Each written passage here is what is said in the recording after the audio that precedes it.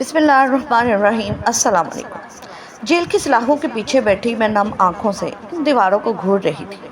تبھی میرے ساتھ ایک قیدی خاتون آ کر بیٹھی اور مجھے کوہنی مار کر دھوکہ دیتے ہوئے کہنے لگی، ارے تم کس جرم میں اندر آئی ہو؟ کیا کیا ہے تم نے؟ میں نے خالی نظروں سے اس کی طرف دیکھا اور پھر مدھم آواز میں کہا، اپنے بیٹے کا قتل۔ جیل کی سلاخوں کے پیچھے بیٹھی میں اپنی پچھلی زندگی پر نظر دوڑاتی ہوں تو ہر صفحہ جیسے آزمائش سے بھرا ہوا ملتا ہے۔ تو کبھی کبھی میرے دل میں یہ خیال آتا ہے کہ اللہ تعالیٰ نے یہ تمام آزمائشیں میری زندگی میں کیوں ڈالی؟ کسی انسان کی زندگی میں کوئی ایک آزمائش ہوتی ہے، مگر میری زندگی بے طرفِ آزمائشیں ہی آزمائشیں تھیں۔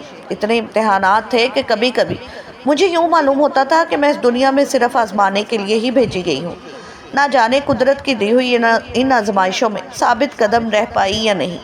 پھر سوچنے لگتی ہوں کون سی چیز سب سے زیادہ مشکل تھی۔ جب ہوش سنبھالی، ماں باپ کے گھر میں آنکھ کھولی تو پتہ چلا کہ میں والدین کی اکلوتی بیٹی ہوں۔ 5 سال کی تھی جب ابا اللہ کو پیارے ہو گئے۔ میں نے اور اماں نے مل کر محنت مزدوری کرنی شروع کر دی۔ اماں مجھے لے کر کبھی لوگوں کے گھروں میں چلی جاتی، کبھی منڈی میں چلی جاتی، کبھی اینٹوں کے بھٹے پہ چلی جاتی۔ جہاں جہاں اماں کو امید ہوتی کہ اسے مزدوری کے بدلے چند پیسے ملیں گے، وہ وہاں گھس جایا کرتی تھی، اس بات سے لاپرواہ، اس بات سے بے فکر کہ مزدوری کے عوض 4 پیسے تو ملتے تھے، مگر اس دوران جسم میں چبھنے والی نظریں بھی ملتی تھی، جسم کے آر پار ہو جانے والے تیر بھی ملتے تھے۔ مگر یہ جو پیٹ ہے نا، یہ جو پیٹ کی آگ ہے، یہ بڑی ظالم ہے، انسان کو سب کچھ کرنے پر مجبور کر دیتی ہے۔ اور پھر ایسے وقت میں انسان اس طرح کی چیزوں کو، اس طرح کی نظروں کو، اس طرح کے لوگوں کو پسے پشت ڈال دیتا ہے۔ سب سے آگے بھوک ہوتی ہے، اور شام کو جب میں اور اماں گھر لوٹتے تھے تو اماں نے کبھی نہیں مجھ سے پوچھا کہ فضیلت تو ٹھیک ہے؟ تجھے کسی نے کچھ کہا تو نہیں؟ تجھے کسی نے چھوا تو نہیں؟ تجھے کسی نے بری نظر سے دیکھا تو نہیں؟ بلکہ اماں پوچھا کرتی تھی، فضیلت تیرے پاس کتنے پیسے ہیں؟ اور پھر ہم دونوں گھر جاتے جاتے راستے میں ہی اپنے پیسے گن لیا کرتے تھے، اور گھر داخل ہونے سے پہلے اماں یہ حساب لگا لیا کرتی تھی کہ ان پیسوں سے اب اگلے 2 دن آرام سے گزر جائیں گے۔ اور اسی طرح کرتے کرتے میں 12 سال کی ہو گئی۔ 12 سال کی ہوئی تو قدرت نے میری تقدیر میں ایک اور امتحان لکھا ہوا تھا۔ چند دن سے اماں کو بہت کھانسی آ رہی تھی۔ ہم دونوں ماں بیٹی کو ہی جب ایسا کچھ ہوتا تھا تو ہم نے کبھی علاج نہیں کروایا تھا۔ کھانسی ہوتی، چند دن ہو کر خود ہی ٹھیک ہو جاتی۔ بخار ہوتا، چند دن ہو کے خود ہی ٹھیک ہو جاتا۔ دوا دارو ہم نے لیا ہی نہیں تھا کبھی، اور اماں کو اب کئی دن سے مسلسل کھانسی آ رہی تھی۔ اس دن میں صبح اٹھی تو دیکھا اماں تو ابھی تک بستر پر لیٹی ہوئی تھی۔ میں نے آنکھیں ملتے ہوئے چاروں طرف دیکھا، اتنا زیادہ دن چڑھا ہے۔ اس وقت تو ہم منڈی میں ہوتے تھے۔ میں نے اماں کے اوپر سے لحاف اتارا اور انہیں بازو سے پکڑ کر ہلانے لگی۔ اماں اماں اٹھ جا، آج منڈی نہیں جانا کیا؟ آج کوئی کام کرنے کا ارادہ نہیں ہے تیرا؟ میں اماں کو ہلاتے جا رہی تھی، بولتے جا رہی تھی، مگر اماں تھی کوئی جواب ہی نہیں دے رہی تھی۔ اماں کو اس طرح بے سدھ دیکھ کر مجھے کچھ عجیب سا محسوس ہوا۔ میں نے نیچے جھک کر اماں کے ناک کے ساتھ اپنے کان لگائے، سانس کی تو آواز ہی نہیں آ رہی تھی۔ میرا دل جیسے حلق میں دھڑکنے لگا، مجھے کسی انہونی کا احساس ہونے لگا۔ میں فوراً بھاگ کر اپنے ہمسائے میں خالہ کلثوم کے پاس گئی اور ان کو بتایا کہ خالہ جلدی سے آنا، میری اماں کو کچھ ہو گیا ہے۔ خالہ ننگے پاؤں بھاگتی ہوئی میرے ساتھ آئی۔ انہوں نے اماں کو جھنجھوڑ کر آوازیں دیں، مگر اماں تو نہ جانے رات کے کس وقت اپنے خالق حقیقی سے جا ملی تھی۔ وہ یہ دنیا چھوڑ گئی، دنیا کے جھنجھٹ پیچھے ہی رہ گئی، اور مجھے نہ جانے کس کے سہارے پر چھوڑ گئی تھی۔ اماں چلی گئی، کچھ دیر بعد محلے کے لوگ اور رشتہ دار اکٹھا ہونا شروع ہو گئے۔ یہ دوسرا جنازہ تھا جو میں نے اپنی آنکھوں کے سامنے دیکھا۔ اور پھر عصر کے وقت تک لوگ آئے اور اماں کی چارپائی اٹھا کر لے گئے۔ پھر ایک ایک کر کے گھر سے تمام مہمان رخصت ہو گئے، رشتہ دار رخصت ہو گئے۔ گھر میں 2-4 خواتین تھیں، یہ اماں کے دور پار کے رشتہ دار تھے، کیونکہ اماں کا کوئی بہن بھائی نہیں تھا، یہ اماں کی خالہ کی بیٹیاں تھیں۔ 1-2 دن تو وہ ہمارے گھر پر میرے ساتھ رکی، پھر ان میں سے ایک خالہ کہنے لگی، چلو فضیلہ بیٹی، تم اپنے کپڑے سمیٹ لو، اب تم میرے ساتھ میرے گھر پر چلو، یہاں اکیلے اس گھر میں کیسے رہو گی؟ میں نے خاموشی سے اس بات میں سر ہلا دیا، کیونکہ ماں کے جانے کے بعد میرے دل و دماغ میں بھی سب سے بڑا سوال یہی تھا کہ ماں تو چلی گئی، میں اب اس گھر میں اکیلے کیسے رہوں گی؟ میں نے چپ چاپ ایک بیگ میں اپنے کپڑے ڈالے اور خالہ کے ساتھ روانہ ہو گئی، اور یوں میں خالہ صفیہ کے ساتھ ان کے گھر میں رہنے لگی۔ خالہ صفیہ کا ایک بیٹا تھا جو کہ سب سے بڑا تھا اور شادی شدہ تھا۔ اس سے چھوٹی ان کی 5 بیٹیاں تھیں۔ یہ تو بھرا پورا گھر تھا۔ سچ کہوں تو میں خالہ صفیہ کے گھر آ کر بہت خوش تھی۔ اپنے گھر میں اکیلی تھی، سارا دن اماں کے ساتھ جگہ جگہ محنت مزدوری کے لیے بھٹکتی پھرتی تھی۔ مگر یہاں گھر کے بہت سے افراد تھے. مجھے تو یہاں آ کر زندگی جیسے اصل زندگی محسوس ہونے لگی تھی. کچھ دن اماں کی جدائی کے غم نے میرے دل کو افسردہ اور نڈھال سا رکھا. پھر وقت کے ساتھ ساتھ یہ غم بھی منتبل پڑ گیا اور میں نے خالہ صفیہ کی بیٹیوں کے ساتھ دل لگا لیا. میں ان کے ساتھ سارا دن گھر پہ رہتی، گھر کے کام کاج میں ان کا ہاتھ بٹاتی. خالہ صفیہ کی 2 چھوٹی بیٹیاں کافی چھوٹی تھی، بڑی 3 بیٹیاں ہی گھر کے کام کاج کرتی اور میں بھی ان کے ساتھ ہاتھ بٹا دیا کرتی تھی. وہ بھی مجھے اپنے بہنوں کی طرح سمجھتی تھی. ہاں، یہ الگ بات ہے کہ خالہ نے کبھی بھی میرے لیے کوئی الگ سے کپڑا یا جوتی نہیں خریدا تھا. میں ان کی بیٹیوں کے کپڑے ہی استعمال کیا کرتی تھی، مگر میں اس میں بھی خوش تھی. میں نے کبھی کوئی گلہ نہیں کیا تھا، کیونکہ سچ کہوں تو اپنے گھر میں اس سے بھی زیادہ بری زندگی گزار کے آئی تھی. یہاں تو میں خوش تھی، مگر خوشیاں مجھے راس نہیں تھی. جیسے ہی مجھے لگا کہ ہاں میں خوش ہوں، میری زندگی اچھے طریقے سے گزر رہی ہے، ایک بار پھر سے ایک نئی آزمائش نے سر اٹھا لیا. خالہ صفیہ کی بڑی دونوں بیٹیوں کی منگنی ہو چکی تھی اور اس بار ایک رشتہ آیا. آدمی کی عمر کچھ زیادہ تھی، مگر وہ اچھے گھر کا تھا. خالہ نے اپنی تیسری بیٹی کا رشتہ کرنے کی بجائے محلے کی عورتوں کے مشورے پر میرا وہاں رشتہ کر دیا، یہ سوچ کر کہ بیگانی بیٹی ہے، پہلے اس کا فرض ادا کر دیا جائے. میں نے دبے دبے الفاظ میں احتجاج بھی کیا اور خالہ مجھے بھی ابھی اپنے پاس رہنے دو، ابھی میں شادی نہیں کرنا چاہتی. مگر خالہ صفیہ میرے سر پر ہاتھ رکھتے ہوئے کہنے لگی، بیٹی تو اس اونچ نیچ کو سمجھتی نہیں ہے. پرائی بیٹی کو اپنے گھر رکھنا، نگرانی کرنا، ہر وقت دل میں یہ خیال رہتا ہے کہیں کوئی اونچ نیچ نہ ہو جائے. اس لیے پہلے میں تیرا فرض ادا کرنا چاہتی ہوں. تو پریشان نہ ہو، وہ لوگ بہت اچھے ہیں، تیرا اچھے سے خیال رکھیں گے. خیر، میں ایک بار پھر سے خاموش ہوگی، کیونکہ خالہ صفیہ اس وقت میری محسن تھی اور ان کی بات کو میں ٹال نہیں سکتی تھی. لہٰذا خاموشی سے خالہ کی ہاں میں ہاں ملائی اور نکاح کے لیے رضامندی دے دی. یوں میرا نکاح تنویر حسین سے ہو گیا. میری عمر اس وقت 18 برس بھی نہیں تھی اور میرا ہونے والا شوہر 40 برس کا تھا، لیکن وہ اچھا کماتا تھا، اس کا گھر اچھا تھا اور ایک غریب کو بیٹی بیانے کے لیے 2 چیزیں کافی ہیں: شوہر کیسا ہے، عمر کتنی ہے، رنگ کیسا ہے. یہ چیزیں غریبوں کے لیے بے معنی ہیں. لہٰذا محض 8 سے 10 دن کے اندر اندر سادگی سے میرا نکاح ہوا اور مجھے تنویر حسین کے ساتھ رخصت کر دیا گیا. تنویر حسین کی دلہن بن کر اس کے گھر جانے کے بعد مجھے پتہ چلا کہ تنویر حسین ٹرک ڈرائیور ہے. اس کا اپنا ٹرک ہے. 3 کمرے کا اس کا پکا گھر تھا. اوپر چھت پر اس نے 2 کمرے کا الگ سے ایک پورشن بنا رکھا تھا، جس میں اس نے میرا سامان سیٹ کیا تھا. تنویر حسین اپنے والدین کا بڑا بیٹا تھا. اس کی 3 بہنیں تھیں اور ایک بھائی تھا. والد بچپن میں ہی وفات پا چکے تھے. تنویر نے ہی اپنے تمام بہن بھائیوں کی کفالت کی. انہیں ضروری تعلیم دلوانے کے بعد ان سب کی شادیاں کی اور سب سے آخر میں تنویر کی اپنی باری آئی تھی. اپنے اور تنویر حسین کے درمیان عمر کے اس فرق کے باوجود میں یہاں پر خوش تھی. یہ احساس ہی بہت انوکھا تھا کہ یہ میرا اپنا گھر ہے.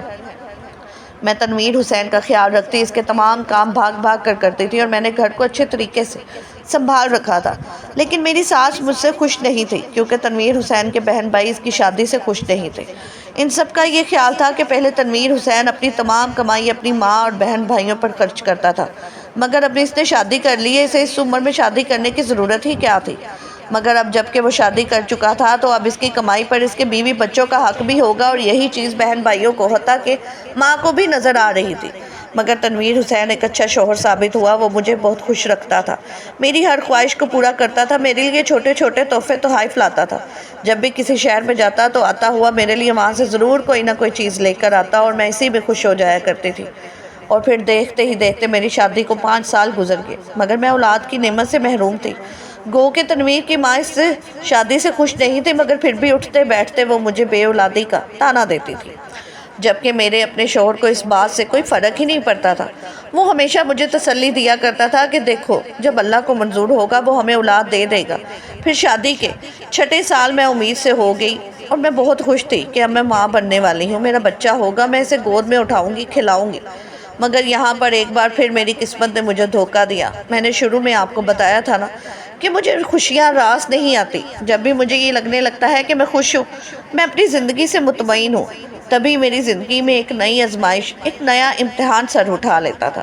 شادی کے 5 سال بعد میں امید سے تھی، ماں بننے والی تھی، اور میں بہت خوش تھی کہ چلو میری زندگی میں جو ایک کمی تھی وہ بھی پوری ہونے والی ہے. میں اللہ تعالیٰ کا لاکھ لاکھ شکر ادا کر رہی تھی. اور پھر 9 ماہ کا یہ عرصہ گزرا اور میں نے ایک بیٹے کو جنم دیا. میری عمر ابھی لاابالی تھی، ابھی مجھے اتنی عقل اور سمجھ نہیں تھی، لہٰذا میں بچے کی طرف دیکھ کر کچھ نوٹ ہی نہیں کر پائی تھی کہ جیسے جیسے میرا بچہ بڑا ہوتا جا رہا تھا، لوگوں کی باتیں سننے کے بعد اور پھر اپنے بیٹے کی حرکات و سکنات کو نوٹ کرنے کے بعد مجھے اس چیز کا اندازہ ہوتا جا رہا تھا کہ میرا بیٹا نارمل نہیں ہے. میرا بیٹا اب نارمل تھا، وہ خود تو بڑھ رہا تھا مگر اس کا ذہن اس کے جسم کے مطابق چھوٹا تھا۔ یہ میرے لیے بہت بڑی آزمائش تھی۔ شروع میں جب مجھے اس بات کے بارے میں علم ہوا میں جیسے ٹوٹ گئی تھی۔ 6 سال کے بعد اللہ تعالیٰ نے میری گود بھری تھی۔ 6 سال میں نے اس بچے کے لیے انتظار کیا اور یہ اب نارمل تھا۔ کیوں پروردگار، ہر بار میری ہی آزمائش کیوں؟ میں اب تھک چکی ہوں، مجھے بھی سکون چاہیے۔ میں روز اپنے بیٹے عادل کی طرف دیکھ کر مرتی تھی اور روز جیتی تھی۔ اس کی عمر کے بچے بھاگتے دوڑتے کھیلتے تھے، اسکول جاتے تھے، اور میرا بیٹا وہ اپنی عمر کے بچوں سے بہت پیچھے تھا، اور یہ چیز روزانہ میرا جگر چھلنی کرتی تھی۔ مگر خیر، گزرتے وقت کے ساتھ ساتھ میں نے اپنی اس آزمائش کے ساتھ بھی سمجھوتا کر لیا کہ پروردگار کو یہی منظور تھا تو یہی صحیح۔ میں اپنے بیٹے کو پالنے لگی اور دوبارہ سے زندگی اپنی ڈگر پر چلنے لگی۔ میرا بیٹا 10 سال کا ہو چکا تھا جب میں نے اپنی زندگی کے دکھوں، تکلیفوں اور آزمائشوں کے ساتھ سمجھوتا کر لیا۔ پھر سے ایک نیا امتحان میری دہلیز پر کھڑا ہوا۔ تنویر حسین کے ٹرک کا ایکسیڈنٹ ہو گیا اور وہ موقع پر ہی جاں بحق ہو گئے۔ بس تنویر حسین ختم تو میری کہانی بھی اس گھر سے ختم۔ میری ساس نے میری اس گھر میں عدت گزارنا مشکل کر دیا تھا۔ وہ عورت دن کا ایک لمحہ ضائع نہیں جانے دیتی تھی۔ اٹھتے بیٹھتے وہ مجھے طرح طرح کے طعنے دیا کرتی تھی، طرح طرح کی باتیں سنایا کرتی تھی۔ اس نے شاید ٹھان لیا تھا کہ وہ طعنے دے دے کر ہی مجھے مار دے گی۔ اللہ اللہ کر کے میری عدت کے دن مکمل ہوئے تو اس نے مجھے بازو سے پکڑ کر گھر کے باہر کھڑا کر دیا کہ اب تمہاری اس گھر میں کوئی جگہ نہیں۔ حالانکہ میں تنویر حسین کی بیوہ تھی اور یہ گھر میرے شوہر کا بنایا ہوا تھا، مگر مشکل یہ تھی کہ میرے ساتھ کھڑا ہونے والا کوئی بھی نہیں تھا۔ ایک بیٹا تھا اور وہ بھی ذہنی معذور۔ خیر، میں اپنے بیٹے کو لے کر دوبارہ سے خالہ صفیہ کی چوکھٹ پر آ گئی۔ اس دوران خالہ صفیہ کی 5 بیٹیوں کی شادی ہو چکی تھی اور خالہ بھی اب بوڑھی لاغر اور کمزور ہو چکی تھی اور وہ چارپائی سے لگی ہوئی تھی۔ لیکن خالہ صفیہ نے ایک بار پھر سے میرے لیے اپنی باہیں کھول دی اور مجھے اپنے گھر میں جگہ دے دی۔ لیکن اب کی بار زندگی تھوڑی مشکل تھی، کیونکہ پہلے اماں کے انتقال کے بعد جب میں خالہ صفیہ کے گھر آئی تھی تب میں اکیلی تھی، مگر اب میرے ساتھ میرا اب نارمل بیٹا بھی تھا۔ مجھے معلوم تھا کہ اب میرے لیے زندگی وہاں پر بھی آسان نہیں ہوگی، کیونکہ خالہ صفیہ کے بیٹے، فاروق کی بیوی اور بچے مجھے تو برداشت کر سکتے تھے مگر میرے بیٹے کو نہیں۔ لیکن میں نے اس کی بھی بڑی قیمت چکائی۔ میں اپنی اور اپنے بیٹے کی 2 وقت کی روٹی کے لیے اس گھر کی خادمہ بن گئی۔ ہر کام کو میں نے اپنے ذمے لے لیا۔ بھاگ کے سارے گھر والوں کے کام کیا کرتی تھی۔ فاروق بھائی، اس کی بیوی کے، ان کے بچوں کے کپڑے، جوتے، کھانا پینا، صفائی ستھرائی، ہر کام میں نے اپنے کندھوں پر اٹھا لیا، یہ سوچ کر کہ کہیں یہ لوگ مجھے یا میرے بیٹے کو بوجھ نہ سمجھیں۔ زندگی مشکل ضرور تھی مگر ایک بار پھر سے رواں دواں ہو گئی تھی۔ میں سارا دن کام کاج میں جٹی رہتی اور میرا بیٹا صحن کے کونے میں بیٹھا مٹی میں لت پت کھیلنے میں مصروف رہتا۔ مجھے وقت ملتا تو اس سے جا کر اپنے ہاتھوں سے 2-4 نوالے کھلا دیتی اور پھر شام کو دونوں ماں بیٹا تھکے ہارے ایک کمرے میں سو جاتے۔ یہ تھی ہم دونوں کی زندگی۔ وقت یوں ہی دھیرے دھیرے گزرتا رہا۔ میرا بیٹا اب 20 سال کا ہو چکا تھا۔ کبھی کبھی میں رات کو بستر پر لیٹ کر چھت کو گھورتے ہوئے ایک بات سوچا کرتی تھی کہ میری زندگی کی مشکلیں کب ختم ہوں گی۔ اب تو زندگی بھی ختم ہونے والی ہے، لیکن مشکلیں ہیں کہ ختم ہونے کا نام ہی نہیں لے رہی۔ کیا کبھی میں بھی کوئی سکون کا دن جی پاؤں گی؟ اور پھر خود ہی میں اپنے آپ کو دلاسا دیتی، خود ہی اپنی آنکھوں سے آنسو صاف کرتی، کیونکہ میری ہمت بڑھانے والا کوئی نہیں تھا، مجھے حوصلہ دینے والا کوئی نہیں تھا، میرا ہاتھ پکڑ کر تھپکی دینے والا کوئی نہیں تھا۔ میرا بیٹا 21 سال کا ہوا تو تقدیر نے میرا ایک اور امتحان لینے کا سوچا۔ امتحان اتنا سخت ہوگا یہ میں نے نہیں سوچا تھا۔ اب تک میں اپنی قسمت سے اور تقدیر سے لڑتی آئی تھی۔ جو امتحان اور آزمائش میرے سامنے کھڑی ہوتی میں اسے اپنا لیتی، اس کے ساتھ جینا سیکھ لیتی، مگر اس بار قدرت نے جو امتحان میرے سامنے لا کر کھڑا کر دیا وہ بڑا سخت تھا۔ ہوا کچھ یوں کہ اس رات آدھی رات کو میری آنکھ کھلی، جب دیکھا تو میرا بیٹا اپنے بستر سے اٹھ رہا تھا۔ میں نے اسے آواز دے کر پوچھا، عادل کہاں جا رہے ہو؟ وہ کہنے لگا، اماں واش روم۔ یہ کہنے کے بعد وہ لڑکھڑاتا ہوا واش روم کی طرف جانے لگا۔ میں اس قدر تھکی ہوئی تھی، نیند سے بے حال تھی کہ میں نے اس کے پیچھے جانے کی ضرورت محسوس نہیں کی۔ ویسے بھی وہ اکثر اوقات 1-2 بار اٹھ کر واش روم کا رخ کرتا تھا اور خود ہی پھر آ کر بستر پر لیٹ بھی جاتا تھا۔ عادل کمرے سے باہر جا چکا تھا۔ میں پھر سے اونگنے لگی۔ چند منٹ ہی گزرے تھے کہ مجھے ایک چیخ کی آواز سنائی دی۔ نیند ایک دم سے میری آنکھوں سے اٹھ چکی تھی۔ میں نے چھلانگ لگائی اور اپنے بستر سے اتر کر باہر کی طرف بھاگے، کیونکہ یہ چیخ فاروق کی بیٹی کی تھی جیسے ہی میں باہر سین میں آئی تو سامنے کا منظر دیکھ کر میرا دل اچھل کر حلق میں آ گیا۔ فاروق کی چھوٹی بیٹی ماریہ سین میں نیچے گری ہوئی تھی اور میرا بیٹا بلال اس کے اوپر جھکا ہوا تھا۔ بلال اسے دونوں بازوؤں سے پکڑ کر بری طرح جھنجھوڑ رہا تھا اور وہ بچی چیخ چلا رہی تھی۔ اتفاق کی بات تھی کہ اس رات فاروق بھائی اور بھابھی گھر پر نہیں تھے، وہ اپنے کسی عزیز کی شادی میں گئے ہوئے تھے۔ میں نے بلال کو پیچھے سے پکڑ کر کھینچا اور چلا کر اسے منع کیا، مگر اس میں جانے کتنی طاقت کہاں سے آ گئی تھی۔ وہ میری بات سننے کے لیے راضی نہیں تھا اور میں اسے پوری قوت کے ساتھ کھینچ رہی تھی، مگر وہ ایک انچ بھی اپنی جگہ سے نہیں ہل رہا تھا۔ تبھی میں نے ارد گرد نظر دوڑائی تو صحن کے کونے میں موٹر کے پاس لوہے کا ایک راڈ پڑا تھا۔ میں نے وہ راڈ اٹھایا اور پوری قوت سے بلال کے سر پر دے مارا۔ اس وقت میرے ذہن میں بس ایک ہی بات چل رہی تھی کہ مجھے کسی بھی طرح اس بچی کی عزت کو بچانا ہے صرف۔ جیسے ہی وہ راڈ بلال کے سر میں لگا، بلال ایک طرف کو گر گیا اور خون کا فوارہ اس کے سر سے نکلنے لگا۔ اسی اثناء میں فاروق بھائی کے باقی بچے بھی کمروں سے نکل کر باہر آ چکے تھے اور وہ ہمارے ارد گرد دم سادے کھڑے یہ تماشا دیکھ رہے تھے۔ چیخوں کی آواز سن کر دھیرے دھیرے ارد گرد سے محلے دار بھی اکٹھا ہونا شروع ہو چکے تھے۔ میں نے بھاگ کر فاروق بھائی کی بیٹی کو اٹھا کر سینے سے لگایا اور میرا بیٹا اب بے ہوش ہو چکا تھا۔ پھر جب مجھے ہوش آیا تو میں نے جلدی سے بچوں سے کہا کہ ایمبولنس کو کال کرو۔ 15 منٹ بعد ایمبولنس آ چکی تھی۔ اتنی دیر میں نے اپنے دوپٹے سے بلال کے سر کو باندھ دیا تھا، مگر خون اتنی تیز رفتاری سے نکل رہا تھا کہ میرا اپنا دل ڈوبتا جا رہا تھا۔ ایمبولنس آئی، بلال کو ہسپتال منتقل کیا گیا، مگر ڈاکٹروں نے اسے دیکھتے ہی بتا دیا کہ یہ جاں بحق ہو چکا ہے۔ وہیں ڈاکٹر نے پولیس کو کال کر دی۔ بلال کی ڈیڈ باڈی گھر والوں کے حوالے کر دی اور مجھے پولیس کے حوالے کر دیا گیا۔ اب میں اپنے بیٹے کے قتل کے الزام میں جیل کی سلاخوں کے پیچھے اپنی زندگی کے باقی دن کاٹ رہی ہوں۔ سوچتی ہوں کہ شاید اب میری زندگی کی آزمائشیں ختم ہو گئی ہیں۔ ناظرین، مزید اس طرح کی کہانیاں اور سبق آموز واقعات سننے کے لیے ہمارے چینل کو سبسکرائب کرنا مت بھولیے گا۔ شکریہ، اللہ حافظ۔